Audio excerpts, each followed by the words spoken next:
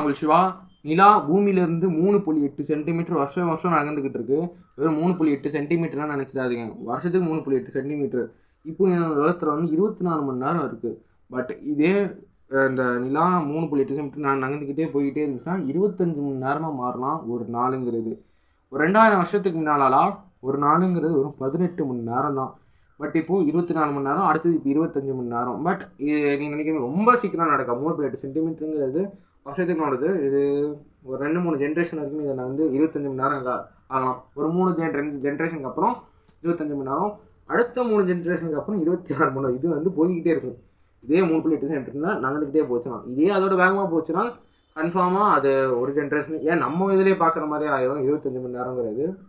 அது மாதிரி இன்னொரு விஷயம் என்னென்னா, இப்போ நிலாவுக்கு நம்ம ராக்கெட்ஸ் அனுப்புகிறோம், அது இதுன்னு. இப்போ சந்திராயன் 1, 2, 3, இப்போ லூனா 25, இது லூனா 24, 23 வந்து நிலாக்கு